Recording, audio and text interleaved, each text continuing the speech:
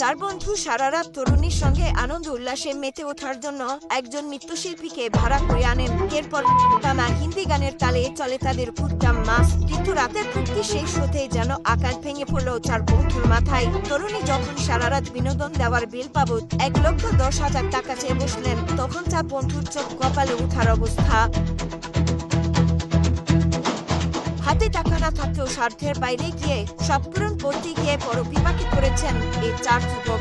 রাতটাকে স্মরণীয় করতে গিয়ে তারা যে নিজেদের জন্য কতটা বড় দুঃস্বপ্ন দেখে এনেছেন তা হয়তো নাচ গানের শুরুতে ভুলেও ভাবেননি।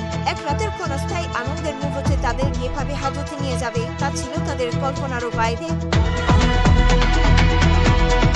আসল বিপত্তিটা ঘটে যখন অনুষ্ঠান শেষে বিল মেটানোর সময় আসে। নৃত্যশিল্পী সরাসরি 1,10,000 টাকা দাবি করলে চার যুবকের মাথায় আকাশ ভেঙে পড়ে, কারণ এই মোটা অঙ্কের টাকা দেওয়ার মতো কোনো সামর্থ্যই তাদের ছিল না। বকেয়া টাকা পরিশোধ করতে না পারায় তরুণীর সঙ্গে তাদের তুমুল তর্কাতর্কি শুরু হয় এবং পরিস্থিতি ক্রমশ উত্তপ্ত হয়ে ওঠে।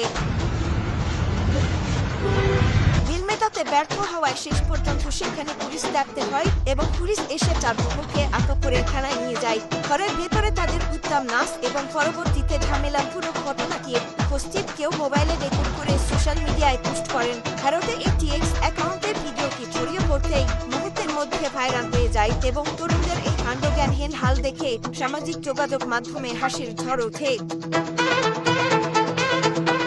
সস্তা ফুর্তি করতে গিয়ে এই চার বন্ধুকে শেষমেশ হাজতে যেতে হয়েছে। তবে সামাজিক যোগাযোগ মাধ্যমে ভাইরাল হওয়া এই ভিডিওটির সত্যতা এখনো নিশ্চিত হওয়া যায়নি। এই ঘটনা দেখিয়ে দিল সাময়িক আনন্দের জন্য নিয়ম নীতি ও সামর্থ্য ভুলে গেলে তার পরিণতি কতটা ভয়ঙ্কর।